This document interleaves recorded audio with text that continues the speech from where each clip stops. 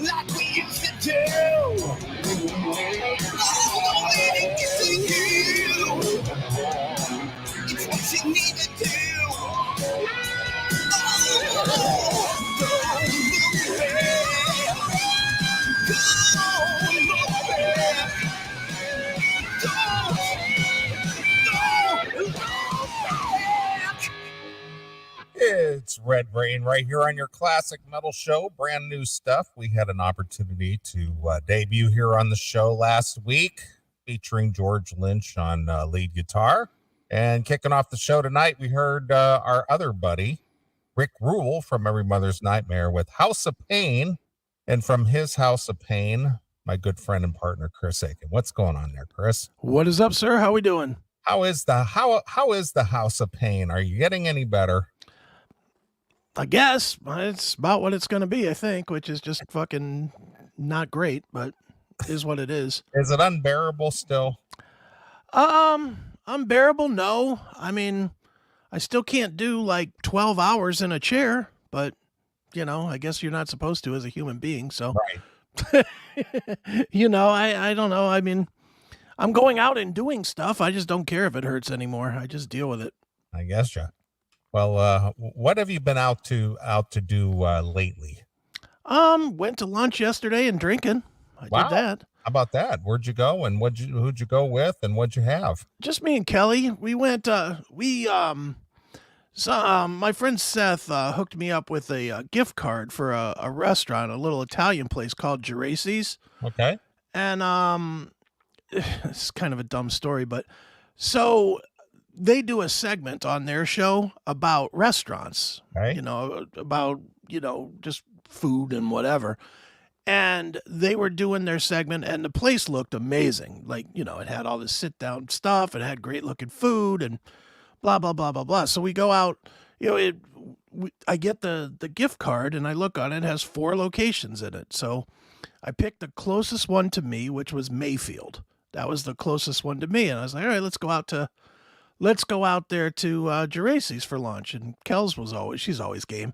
So, you know, we packed up yesterday and we drove out to Geraci's and we go into the place. Clearly this wasn't the place that they showed on the TV. This place was like a pizza bar with like 2 booths and both were full. Okay. All right. So we were like, fuck, we drove down here for this. This ain't gonna work. So we come out, you know, we come out of Piercy's and we're like, well, where you want to go? And there was like an Indian restaurant right there. And she was like, do you want to play Russian roulette with this? I was like, sure. So we went over to the Indian restaurant and they had really good food actually. So How about that? So we went and had Indian cuisine yesterday. Did you get served by Bill Patel? Hello, my name is Bill. May I take your order? My name is Richard. Yes, now. My name is Magoo. What would you like? Would you like a soda with your kimchi? Kimchi. Not kimchi, whatever. What is that stuff called? Curry. Curry. Yeah, it was really good. We had some kind of shrimp butyani or something. Okay. Butyani, I don't know. Something with a B and yani or yaki or something in it. Okay. And we literally were just Russian roulette and neither one of us knew dick about Indian food. Why would you? Yeah, of course. Exactly. We were just literally like, okay, give me that. I'm pointing at the menu and just fucking grabbing that. But it was really good food. And then after that, we swung back this way and hit the stomp, hit Sassy's and had a few drinks on the way out. And How about that? That was it. How is Sassy's doing these days? It was pretty empty yesterday. Yeah. I haven't been there. The few times that I've been there with you, I mean, it hasn't been like a full house or anything. I Yeah. mean, you know, it hangs on for a neighborhood bar though, huh? Well, they do really well on like Thursday, Friday, Saturday. That's their time. Thursday nights is karaoke night, and Friday night is just, you know, I mean, the advantage of having a bar in my stupid town is it's my stupid town. There's like 3 bars total. Sure. So if you want to go and not have like an Applebee's experience, you go to Sassy's. Sure. If you want to do like the dancing experience, there's that club on the other side of the plaza that we used to go to, but now it's like a dance club, so we don't go there. And then there's like one more, like a local dive bar in downtown, but nobody wants to go there because it's right by the police station. So very nice. Nobody wants to go to that one. I hear you. Well, at least you're getting out and about a little bit and enjoying some of the nice weather. Yeah, I mean, I did do that a couple times this week. I did work outside, no police. You know, I didn't change my methods, but there was no police this week. So, you know, yeah, I just was out for, you know, got to be outside, dude. It's been fucking gorgeous outside, and I've been cooped up so goddamn long that I need to be away from the TV set a little bit anyway. Yeah, I get you. Well, did your that apparently that discussion about neighborhood issues kind of hit home with some people? Oh yeah. Yeah, I noticed there were some comments made about you know, people hating their HOAs and oh yeah, how they hate their neighbors and can't stand other people and all that stuff. Dude, I think if we could all live in like the country with like 500 acres and our house planted in the middle of it, we'd be thrilled. Right. You'll live out on Yellowstone. Yeah. Dude, did you know that that's canceled? I'm well aware. I am fucking pissed. Yeah. Well, they're going to shoot this final thing and then it's over. Maybe. Now they got the fucking writer's strike. Yeah, I know. They're talking about the next episodes being aired in November, I think. Yeah. Maybe, but that's if they can shoot because of the stupid writer's strike. Right. This shit might turn into like Sopranos season 6, where first half of it is in January and the next half is like 22 months later. Right, exactly. You know, but why? How could they cancel Yellowstone? I don't know. You know, it got so popular and got so big and you know, people love it. And then all of a sudden it's like, wow, we got a hit here on our hands. And I'm like, you know, I'm like one of the main people that are making this a hit, so I want a bigger cut. No, I'm not going to give that to you. Fuck you. No, I was reading about it, and it said a little bit. It wasn't so much money; it's that Costner wants to shoot less days. He's Howard Sterning. Yeah, of course. You know, he went from being willing to shoot whatever the fuck because he had nothing going on in his career to where he's like, now, well, I'll give you 1 month. You know, 1 month. That's it. Yeah. Make it happen. Yeah. Yeah, so I did read that there's going to be some kind of a sequel, but I don't want a sequel. You know, I've watched the fucking Connors after Roseanne enough to know that I don't want a sequel. Well, or a reboot. Or a reboot without Kevin Costner. No. Yeah, I get it, but it just kind of reminded me, and you know, this was another big show that the main actors, because the show blew up and it was so big, was the Dukes of Hazzard. Oh yeah. Bo and Luke Duke, you know, they wanted a bigger piece of the pie because of the popularity of the show, and they said, nope, not doing it. We'll bring in replacements, and they did, and then well, that didn't work out so good. Yeah. Well, let's bring the real guys back. What do you think? We got to keep the steam in this thing. Exactly. So it just kind of reminds me of that. It's just same thing with you know, Three's Company. Three's Company was and you know, Suzanne Summers, she got the boot. And she wasn't even that good, but boy, once they got rid of her, it was not good at all. Yeah, no. It's a chemistry thing, I guess. You know. Yeah. Yeah, so that show went right to shit once they got rid of her. Yeah, and then, you know, they went from the Ropers to Mr. Furley. And brought in Don Knotts. I actually liked Mr. Furley better than the Ropers. Well, the Ropers was really funny because Mr. Roper always was making the gay jokes with Tinkerbell, and I liked how they always did the shot where he would just do the look away. Yeah, you know, like you know, one of those things, and you just knew he was saying, because he's a faggot. Because he's a faggot. Exactly. That was always what they meant. Yeah, of course. Isn't it funny that Hollywood that supports that kind of lifestyle made fun of that lifestyle, and now how dare you make fun of that lifestyle? Isn't that how that happened? Well, you know, typical They start the trends and then they jump on them. I guess it's really bizarre. It's just like, yeah, being a faggot in Hollywood was made fun of as it should be all over the place. And then it was just like, don't you dare. That's a sacred cow. Don't you do that. Yeah. We need to protect those people. So funny. Speaking of that, we will be doing a story tonight later, which I have not shared with you yet. Okay. About another protected class, which is so absurd. I can't even stand it. We will be talking about the non-protection of the fat people class. Oh.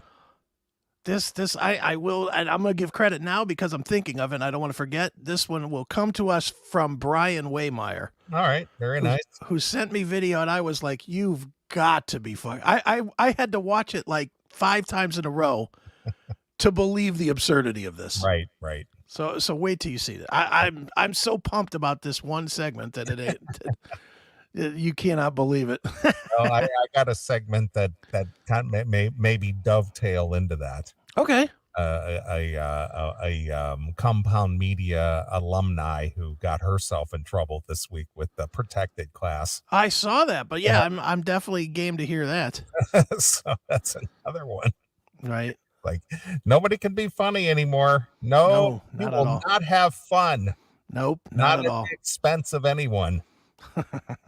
So that's interesting. So since we were talking about getting out and segueing from the I hate the neighbors thing, and I was talking about getting my car started out there in the driveway, getting it up and running.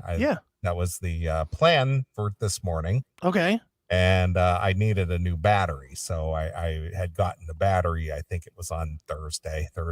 Yeah, Thursday. I picked up a new battery and I thought, well, if I get out there early this morning on a Saturday, maybe I can get this job done without, drawing too much attention to myself. Of course. Well, I drew attention to myself. Oh, geez. The being that I am sight unseen in this neighborhood. Okay. Saturday morning apparently is the morning that the walkers are out. Oh yeah, they take their dumb dogs. Yeah, they walk with their dogs and their fucking handheld bag of shit that they collect on the way. No, I didn't run into the dog walkers. Okay. I ran into the walkers in general, the ones who take the stroll around the neighborhood thing. Are they dressed the part where they're with the like the sweats and stuff and the power walking and no, it's not the whole goofy show off type stuff. It's just middle-aged elderly people taking a walk. Right. So I drew the attention of no less than 4 people who had to stop by. Okay. While I'm working on Hey buddy, what you doing? Exactly. Exactly. Need a little help there, pal? No, there was no offer of help. Oh, no. It was inquisitiveness. Yeah. Did the guy that lives here hire you to fix his car? Well, I think I could have gotten away with that if I had made that my story. Right. But I didn't make that story. I was just kind of minding my own business, working on my car. Hey, you gonna get that running? First guy walks up. He walks up, nice enough guy. Everybody was nice. I'm sure. Let me just preface. You don't live in Gary, of course they're nice. No, everybody was nice, but very curious. Sure. Very curious. Well, I've never seen you out here before. Right. And I'm just like, well, I got other things going on, yada, yada, yada. Yeah, I've driven by here and I've seen this car and I thought, man, what a beautiful car sitting there in that driveway. I wonder, if he ever drives that and takes it out, this, that, and the other, and I'm just like, well, I'm putting a battery in it and getting it up and running today, and just chit-chatting it up with these people. And sure. I said, so are you from this terrorist organization that runs this homeowners association? No, not me. I said, are you distancing yourself from that? Oh, I don't know. I don't get involved with them. No way. Right. Well, I did find out some interesting stuff today. Okay. I found out some very interesting stuff that confirmed my suspicions about this joke. Okay. So apparently, Yeah. one of the people that ran this organization forever and a day, who lived 2 doors down from me, who caused me some issues when I refinanced this place a couple of times. I don't know if I ever told you that story. No. When I was refinancing this place on 2 occasions, I did it and dropped the interest rate, and then like 2 years later I refinanced again, right? Right. Well, both times the finance company, they needed certain documentation about the HOA, Okay. and the operations manager who has that information or should provide that information, I gave them his phone number and his email. Well, he just refused to cooperate and give them that. Of course he did. You know, I had to threaten him both times. With what, legal or a Yeah. fist? Well, yeah, first legal. Okay. Just basically telling him, if you don't turn over this financial information, I'm coming after you. Right. And within a day, all of a sudden, that the stuff the Yeah. finance company needed, they got that. Imagine that. Wow, it just got to the top of my inbox. Yeah, well, the thing is on both occasions, I came close to losing my loan lock Right. Ooh. because he dragged it out so long. Right. So this guy was one of the nosiest motherfuckers I ever seen in my life. Okay. All he would do is get in his car and cruise around the neighborhood. He'd cruise the neighborhood 5 and 6 times a day. Looking for infractions? Yep, exactly. For looking for infractions. Ugh. So, every day, just cruise around, just rubbernecking and craning around, looking. It's like, what the fuck are you doing? Right. You got something better to do with your time. So anyway, regardless of that, this guy, quote unquote, retired and moved out of the neighborhood a few months ago. Okay. So the guy who took over his position was the first guy to stop by, or second guy to stop by today. Okay. And he goes, hey, I just wanted to meet you face to face. And he introduced himself, and he says, I took over for Bob when he left, and blah, blah, blah, blah. And I said, I'm glad the motherfucker's gone, and he goes, well, I don't want to be the bearer of bad news. He goes, but what's the story with this car? What do you plan on doing with it? I said, why are you asking? Yeah. I said, it's really none of your business. And I said, I'm not trying to be a dick about this, but this thing about my car sitting in my driveway, Yeah. I don't understand what the big deal is. He goes, hey, I'm not here to cause trouble. I was just trying to be the bearer, the messenger. I said, I understand. Yeah. Well, don't. If you don't want to bring bad news, then don't. Keep walking, dick. So he goes, I'm just trying to give you a little insight. He says the board has been talking about this. He said they were at the point of talking about having it towed from your driveway. From my driveway. I said, towed? He goes, yeah, they don't want any cars in anybody's driveway. Then why have a fucking driveway? Well, to pull into your garage. They don't want people even parking their car outside overnight. What about if you have a guest? Do you have to know. Uber them in? I don't know the answer, but it's fucking ridiculous. I said, he goes, yeah. He says, he goes, I just, he goes, I don't agree with it. I don't participate in that, but I just wanted to let you know what the discussion. I said, who the fuck are these people that they think that they can run this organization like that? Yeah. I said, who the fuck are they? Towing my car. Well, they were talking about towing your car. It's fuck like them. Yeah, I know. So I'm just like, so we got into and then he was telling me, he goes, yeah, there was a whole lot of shenanigans going on in this HOA. And I said, yeah, I was well aware of it. I've been head to head with them several times. He goes, yeah, after Bob left, he forwarded me all the files and the emails and this, that, and the other from years. He goes, man, he mentioned a couple other people who were involved. He said they had quite the little scam going on here. Okay. And I said, yeah, I was well aware of it. I said, they stole money from me and they stole money from my account and there was no account of where it went. Right. I said, I'm well aware of it. And he said, yeah, there was quite a little racket going on here, you know? Oh. And he said, I said, I know, that's why I have an attitude about it, because they're a bunch of dirt bags. Mm-hmm. And he says, well, I didn't really plan on taking this on. I was just trying to help out. And then when Bob left, they just sort of, yeah, that's right, Joe Rico. They're run by a bunch of Karens. He goes, but after I received the files and started going through all the stuff, then I was just like, what the fuck is this? What is this? Right. What is this? It's just like, what's this? And found out that, there's a lot of shenanigans going on with especially financial, Yeah.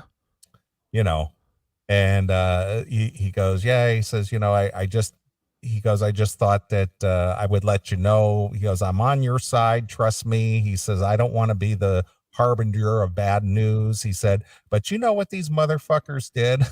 Okay. That's what he said to me. Yeah. He goes, there's a lady up here. I don't know who she is. She goes, there's a lady up here. She's 85 years old. And he said, I had to go, quote unquote, give her a citation because she left her trash can outside of her house. Are you fucking, dude? They would get me for that every fucking week. And he goes, she has a small garage and she couldn't fit it in her garage. And so they given her a quote unquote a warning about it. But then I had to issue a citation because she didn't remedy the problem and put the trash can inside the garage. So basically, I want to make sure I understand this. Yes. So with your garbage, yes, you're only allowed to have it outside when it's like the morning of the pickup. Correct. Yes. And what if you left it there like the day, like till the next day? I'm just talking about someone who keeps their trash can outside of the garage. Yeah. But what I'm saying is, okay, so the garbage men come, they pick it up, but you don't pull your garbage can in like when you get home from work. Well, I don't is that a citation? No, I don't think it's that quick. I just think that this lady just chose to have her trash can outside the garage rather than inside the garage. Like she put it on the side of her house or something correct. So that raccoons or whatever wouldn't try to get into her garage. I don't know what the reason is, again, but he told me that, Okay. And he just like, I couldn't, he says it was just, to me, it was just the most repulsive thing I had to do. And I said, why are you involved? Yeah. And he says, well, I don't know how much longer I'm going to be involved. I was diagnosed with stage 4 colon cancer. And, I've been going through chemo treatments. That's when you're like, well, hurry up and fix my fucking parking problem. So we got to talk, and he goes, well, I'm trying to make things better around here because we got these common areas around here. And I'm thinking, why don't we put, and this is right along a lake. Mm-hmm. And why don't we put like benches out here in the common area, maybe even have a fire pit and make it more welcoming instead of this, acting like this is some kind of lockdown concentration camp. Right. So he was pretty cool guy, and I told him, what my beef was and is with this thing. He said, dude, I hear you. Wow.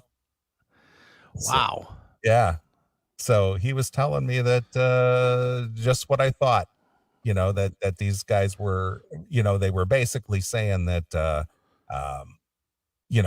they were doing certain jobs and then billing the HOA for it, but they weren't really doing anything. You know what I mean? You know what I'm saying? Yeah. Yeah, we're doing snow removal. Dude, we had that out at Pinball PA, and I'm not saying that my guy doesn't do snow removal. He does. Right. But then what we get is like a common area fee that's tacked onto our rent. Yeah, I get that. And they give us the costs for the whole plaza. Sure. And then they break it down and tell us what our percentage of it was. Right. So last year for snow removal, I'm trying to remember exactly what it was, but it was like $49,000 for snow removal. For your section of it? For pinball? No, total. For the whole thing. For the whole plaza. But still, just think back for a minute to last year. How much snow was there really? maybe 2 days at the most. Yeah, there wasn't $49,000 of stuff. Even if are you telling me that it costs like $15,000 per snow removal of that Right. parking lot? That parking lot's not that big. Right. It's big, but it ain't that big. Sure. I just was like $49,000, and our percentage was, like a tenth of that or whatever. I was like, get the fuck out of here with this shit. Yeah. Everybody, if they collect money from you for a piece of property, they just stick you right in the dick. I know. And so, then the lady next door, she's walking her little dog, and she goes, "Are you getting rid of that?" And I said, "Nope, just getting it started, but thanks for asking." Yeah. I'm not like your kids. I'm not getting rid of anything. Yeah, how about that? Yeah. And then a couple other people stopped by and made comments, and it's like, I haven't ever seen you outside before. Yeah, do you work here? So, it was just the weirdest goddamn day, I'm sure some of them thought you just worked there, like you were like hired. I don't know what the answer was, but it was bizarre, man. Fucking bizarre. Oh, that sucks. Yeah. So again, I found out a few things, and I had people stopping by and asking questions and making comments about not ever seeing me. Right. At this point, I mean, you've paid so much into that place, you would never consider just getting the fuck out of there unless you're like leaving the area, right? If I had a reason to, if opportunity came up tomorrow that was, worth my while, I'd put a for sale sign in front of here in a minute. But the opportunity would have to be to go somewhere else. It wouldn't be to move 3 miles down the road. No. I mean, it's not worth it. I mean, I don't need another place. I know this is a pain in the ass dealing with this, but it isn't enough of a pain in the ass. I'm going to pick up and move down the street. Yeah, that's what I'm saying is you wouldn't just. No. The only way that you would actually give up that place is if you moved to Pittsburgh. Yeah, if there was a reason, well, either that or if there was an opportunity somewhere else. Yeah. Or maybe you keep it and have a second home in Las Vegas like another guy we know. Yeah, I'm going to go move next to Stephen Piercy. There you go. You could have your own place out there. Right. I'm going to go find out where Stephen lives. I'm going to live next to him. Right. Speaking of Stephen Piercy. Yes. I was told, let me find the email. I was asked if I would read a rebuttal to his own comments from Ruben last week. Because apparently Stephen didn't like his comments. Well, what was the comment? When he was talking about Stephen pulling his hoodie over his head and not wanting to deal with people. Yeah, about just being incognito. Yeah. And he heard this? I'll read the email and you can decide for yourself what was heard and what wasn't heard. Well, where'd the email come from? From Ruben. Oh, from Ruben. Ruben hit me up. I'll just read it. Mm-hmm. Says, "Hey, Chris, would you mind sharing this bit of info to help clarify the Piercy thing mentioned last week?" Okay. I reached out to Chip and spoke with Stephen Piercy, and some of the preamble leading up to the interview disclosed what was going on. I guess what was going on with Stephen. Well, Chip who? Chip Ruben? Yeah, because Chip's working that box set. Okay. All right. And Ruben wanted to interview him? To interview Stephen. And he reached out to Stephen and then he did the interview. All right. I get you. Like Eric, he wanted us to lay low at certain times, which falls in line with what you and Neely mentioned of Piercy. So my perception was off target. Don't know if we should mention this, but when I'm wrong, I'm wrong. Have a great show.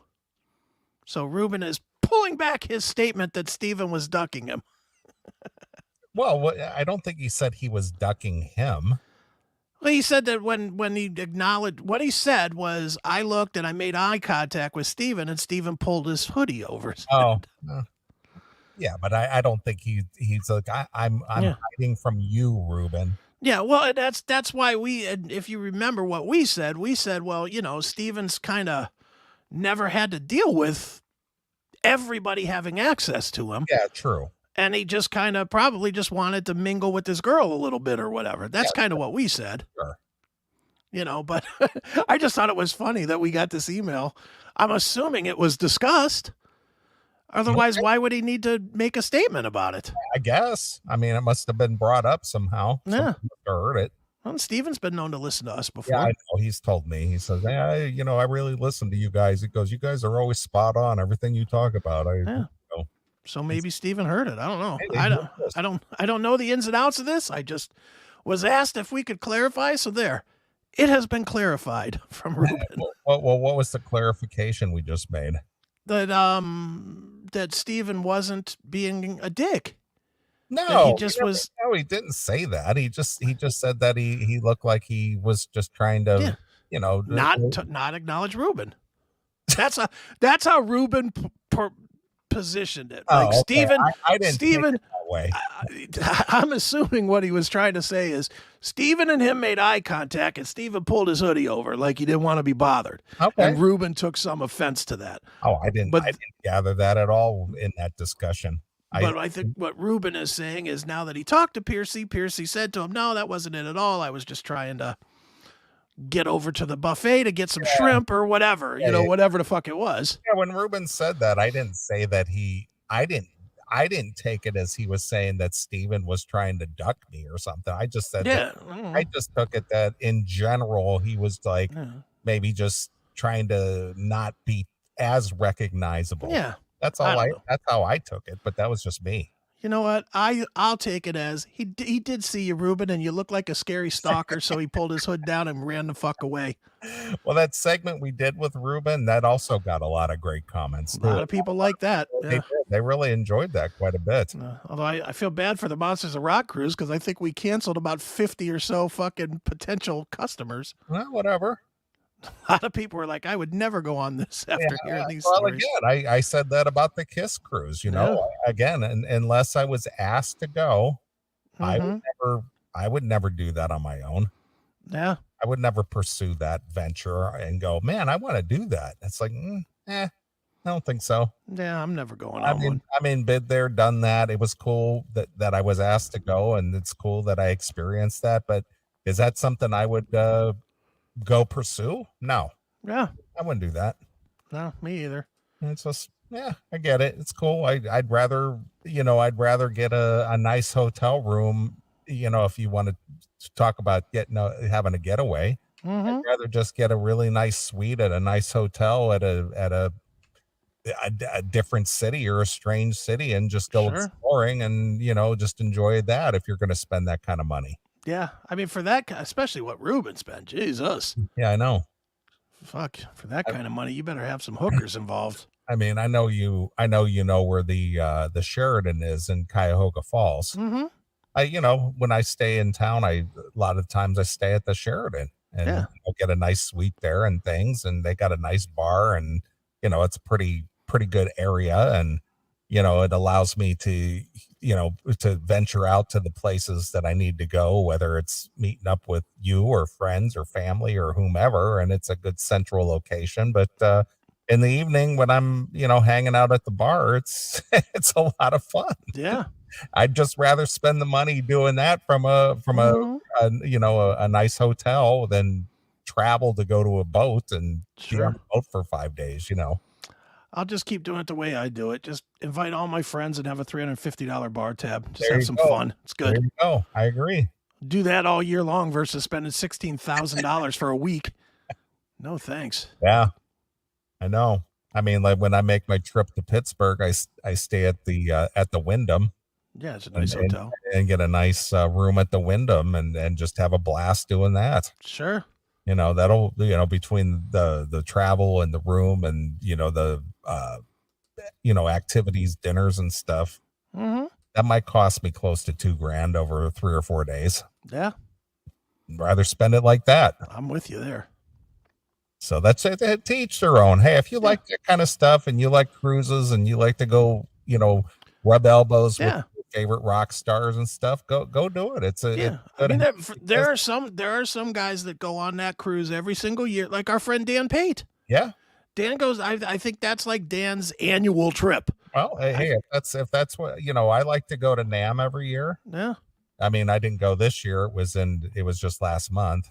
Right. But I may go next, in January, Sure. and even though I didn't go in April, I got my passes anyway, Right. just to keep my name active, Of course. Yeah. because that's you can only get in by way of by way of pass, and it's not open to the public. Right. And fortunately, I've gone enough to where now I'm in the database, and yeah.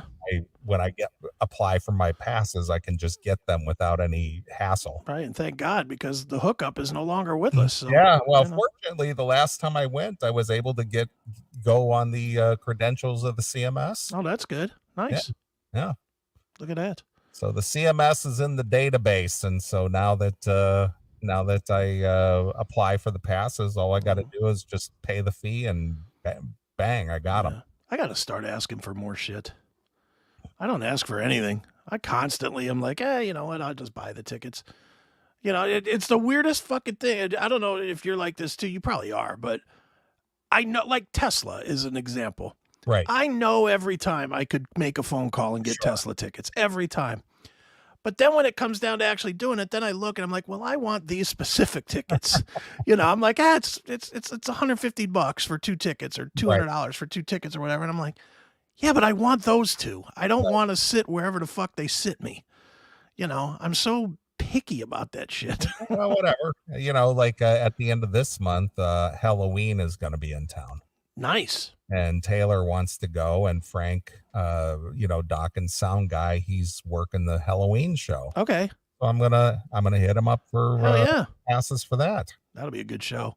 Yeah. Dude, they play like 2.5 hours. Yeah, That's a great show. It's a Friday night. I think it's May 25th or something like that. And right. I'm gonna go.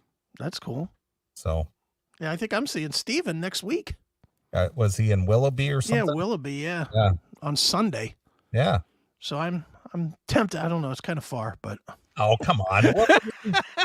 Come on. We're straight up 271. Are you kidding me? It's like 30 minutes. My goodness. Long drive. Oh, my goodness. You wouldn't just drive 30 minutes to see your friend Eric? I might bring him down here for next Saturday night. He's going to be in town Saturday. Is he? Yeah. They do their show on Sunday. That's Sunday, so they fly in on Saturday. Yeah, he's going to be in Saturday, so I might bring him down here and do CMS Live with him next week. I don't know yet. Why not? We're still working it all out. Sure. But yeah. Well, they're playing the Four Winds Casino over here, and I think in September. Okay. So I'll see him in September. That'll be fun. Yeah, that's I just was like Eric hit me up and was like, hey, is Willoughby close to you? And my immediate reaction was no. Very far. I saw the tour dates, and they're playing several places in Ohio.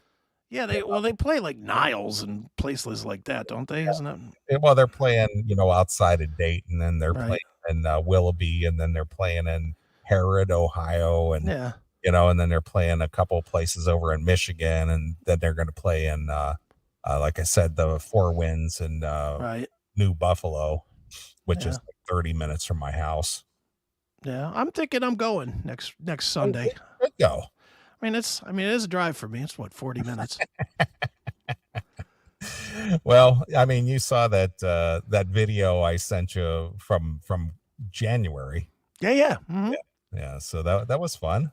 Yeah, dude. I mean, I'm looking forward to going. I'm looking forward to seeing Eric, and I'm looking forward to seeing Steven. Sure. Seeing those 2 will be fun. Yeah, there's no reason you shouldn't go on a Sunday night. It's not like it's not like you got to get up to go to school the next morning. Yeah, but the USFL is on. Oh, please stop. I gotta watch. I gotta know what the Philadelphia Stars are up to. Please. No, go out there and hang with Steven and the boys. I am. I'll go hang with Eric, Steven. I'm going. I mean, I'm planning on going. I asked Kelly yesterday. She's like, "That's too far." And boy, I was like, "Now I know why we kick it." What? It's too far. That's all I could think of is now I know why me and her kick it all the time. She's the same as me. Driving anywhere is a fucking hassle. I can't go. It's too far. Wouldn't you guys rather come over here and barbecue? Jeez, you're getting to be like old people. I am. Dude, I'm working with half a fucking arm. I understand that part. I get that part. It's a fucking hassle. Yeah. That's funny. But I'm definitely at some point. I think it's safe to say at some point I'm going to see Eric next weekend. I'm going to actually face to face see him. I don't know if it's going to be here or at the show or both, or some method will make it work. Right. So that's funny. Yeah, I saw all the tour dates, and I was going to ask you about if you were going to go to the Willoughby show. Yeah, I can't even imagine where that is. I mean, I know where Willoughby is, but I mean, I used to work in Eastlake, so it's right there, and I don't ever remember seeing anywhere that there would be like a concert venue. Yeah, you never know. Somebody might have opened up a club or something. I hope it's not just like the woods somewhere with a fucking stage. Well, they have that here in my town in Twinsburg. They have like a stage. They do this Twinsburg Rocks concert series, and it's always like cover bands and stuff like that. And every once in a while, you get like a real band. But they do it every Friday. But it's literally just out in the woods. They built a gazebo that's elevated 6 inches, so they call it a stage. Yeah, and it's like, Well, the one of these organizations every year they do these. I guess they call it a beer garden or whatever, and they basically are in a strip mall parking lot, right? And they fence off a section of the parking lot, and then they bring in 2 flatbed trailers, and they park them side by side and make a stage out of 2 flatbed trailers. Sure. And they put on a show there. I saw Warrant there when Janie was still alive, and LA Guns, and who else did I see there? Iron Horse was there. And, okay. I went to numerous of those shows, and it's just like out in a parking lot, right? With this makeshift stage out of flatbed trailers. Sure. Well, dude, I remember one show when I was, I don't know, sort of informally managing that band Girth. Yeah. And back then they had that they were always doing movie soundtracks, and like you could get your music in a movie soundtrack if you just raised money to help fund the movie. Oh yeah. Remember that bullshit? Yeah, sure. Well, Girth wanted to be in this soundtrack, so we did this camp out thing. And they set up it was like an old stagecoach type thing. Okay. It was on the wheels, even a wheeled stagecoach, but with no top on it. Yeah. And they put the band up on this fucking thing. Well, I think this thing might have been an actual stagecoach from the 1800s, because it was just a rotted slab of shit. And I remember their drummer, Toby, he was playing during sound check, and he leaned back and the fucking wood broke, and he fell right off the goddamn just fell right off. Yeah. And then all they did was they put another slab of wood to replace it and put him back up there. Right. Get back up there. Yeah, get back to playing. Don't be a pussy. It's just kind of funny, but we've covered our share of new promoters who always want to put on some kind of a concert series or a show or something like that, and they don't always have the best of accommodations. No. But yet somehow they pony up the money to bring in some name brand acts. It's got to be disheartening if you've been like a Piercy, who's played huge fucking venues. Yeah. I mean, he's played the Sao Paulo as an example, which is 40,000 people or whatever it is. Right. And to go from that to pull up and here's a barn with 2 fucking stacks of hay and wood stretched across it. That has got to just be disheartening and be like, man, what happened to my career? Yeah. I used to have $1 million stage. Now I'm playing on 2 slabs of wood. Yeah. Down in Maslin, Ohio, there was a place down there. I know your buddy Mitch Kershevsky had his place up there in Lorraine called the Flying Machine. Well, this place down in Maslin was also called the Flying Machine. Okay. And it was just a kind of a dank little bar, just kind of a disheveled building. Okay. I saw Great White there, and I've seen several bands there years ago. Well, Dio was supposed to play there. Okay. and Dio actually came to the venue and looked it over and stuff. And I guess he just went, nah, I'm not playing here. I believe that. And I think he rescheduled the same show, but he did it like at the Odeon or something. Right. Just Like moved it down the street. Yeah, Right. exactly. It was just like, I'm not playing here. Dude, I mean, you got to think. That's another one. I mean, how big of venues did he play with Black Sabbath or with Dio? Yeah, with Dio at the prime. And then he rolls in and it's a fucking shit shack somewhere. Yep. It's just got to suck. That's like when I saw Bruce Dickinson at the World Series of Metal the one year. Oh yeah. And he was in the Odeon, in the small stage of the Odeon. Was it the Agora or the Agora? The Agora, yeah. The Agora ballroom. Right. And they had him on the small stage, and literally Mitch, this is so dumb, and this is how cheap this shit was. Mitch had me and two other friends open up tables, like folding tables, push them up against the stage and hold them against the stage so that Dickinson, and they moved the monitors onto the tables so that Dickinson would have more room to run around. Had to step up and stuff. Yeah, that was during the Skunkworks album. Wow. But literally we stood there watching Dickinson, but kind of with our legs up against the table so that the tables wouldn't shake out into the crowd. Ugh. It was so dumb. Yeah, I remember. I think it was the '99 World Series. I think it was '99. Yeah, '99 or 2000 World Series of Metal that Dokken was headlining. Yeah, Sunday night, mm-hmm. and they were on the Erase the Slate tour. Right. And they had some delays getting back because they just played Walkin'. Right. And they were coming back, and it was a Sunday night, and they were getting in late, and they got in late. I think they got to the venue at it was like 11:30 at night. Right. And it was late Sunday night, and Mitch was like, yeah, you guys don't have to play. I'll just go out and make an announcement and say that a water pipe or something in the backstage. Right. Some shit like that. And Donna's like, fuck that. He says, we made it here. We're here. We're playing. Yeah. And I think they played till like 1:30 in the morning. Yeah, well, they did, because if you remember, you guys were calling us. I was on the air on the metal show. Mm-hmm. And we were giving away, hey, if you want to come down, just come down, because I remember that. Because it was so late, and it was like, well, there's not going to be anybody there.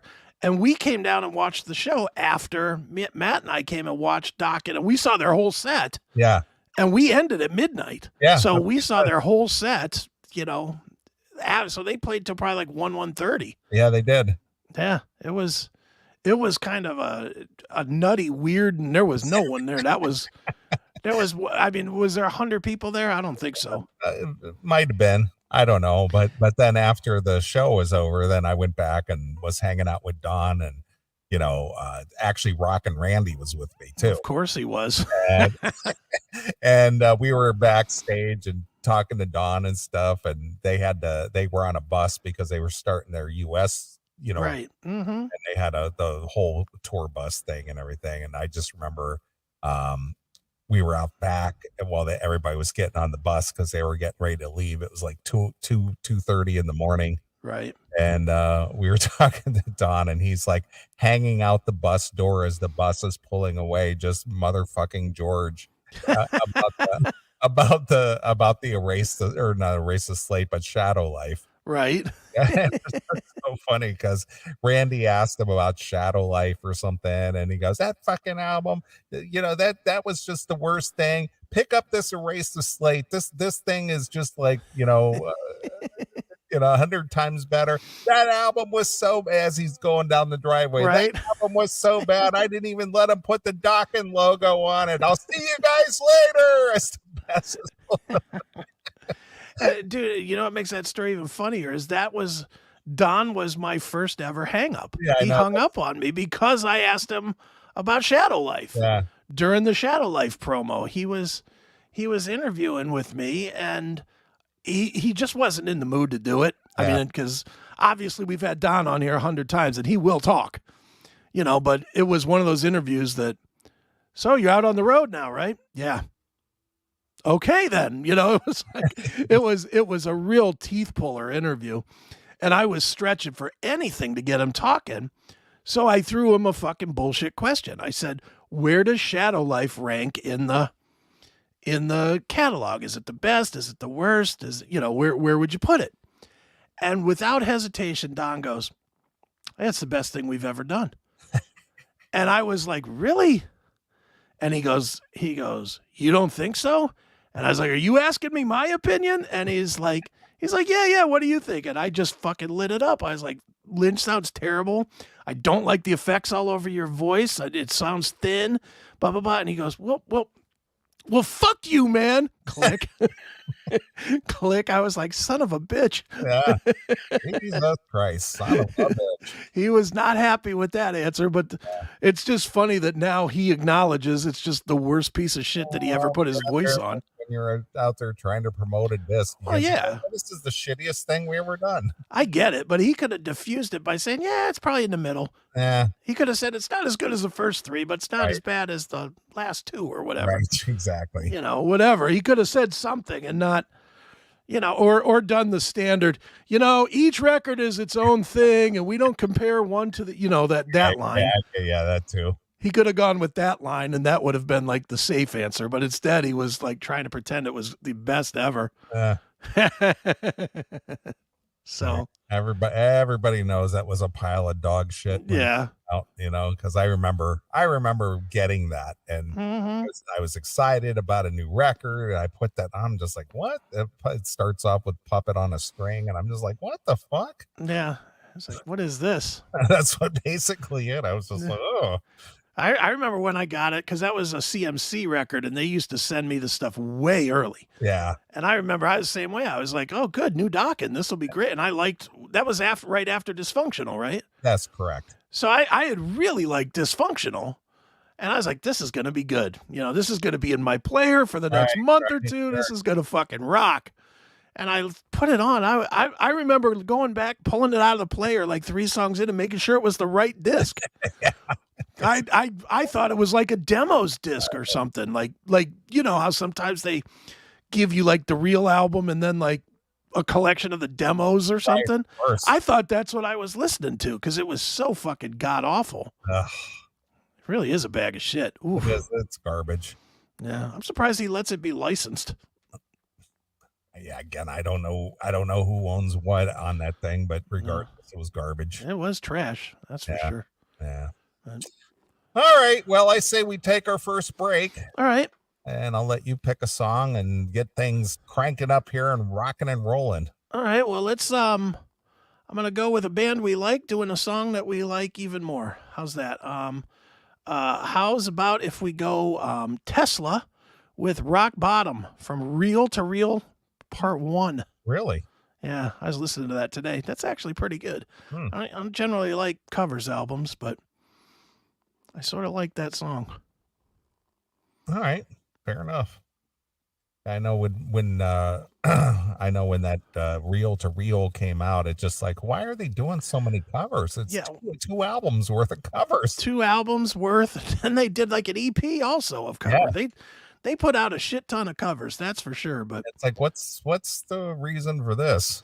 Yeah, but I will say though that I definitely I was listening to it today this afternoon. I was just looking for anything to listen to. Sure. And I threw it on. I was like, man, that's pretty solid. All right. Good enough. It's good enough for me. I don't know if this is Jackal approved though, because they are touching Shanker stuff. Well, whatever. I'm not that worried about if it's Jackal approved or not. It's Chris approved. Because I sure wouldn't want to get any backlash. Look, I don't even want to hear his opinion. His fucking favorite guy got replaced by fucking Christopher Cross once. I saw that today. You ever hear that story? No. Fucking, they got, Deep Purple went out and got a flu shot or some shit in 1970 whatever, and Richie Blackmore was too damn sick to play, so they brought in Christopher Cross to play for him. Okay. And if you could be replaced by Christopher Cross, and I'm talking about the sailing guy. Yeah. Ride Like the Wind guy. Yeah. If you could be replaced by Christopher Cross, that says a whole lot about your fucking amazing skill. How about that? Yeah, and go ahead and look it up there before you say I'm making it up, Jacko, because it's out there. All right. Well, we're going to play a few tunes. We'll come back. If you want to get a request in, just send me an email through the request email, request@theclassicmetalshow.com, request@theclassicmetalshow.com. It's best to get it in that way because that, to take a look at that. I can't watch the chat room and all this other garbage. So That's right. All right, so here it is. It's Tesla doing a UFO cover with the Rock Bottom exclusively here on your Classic Metal Show.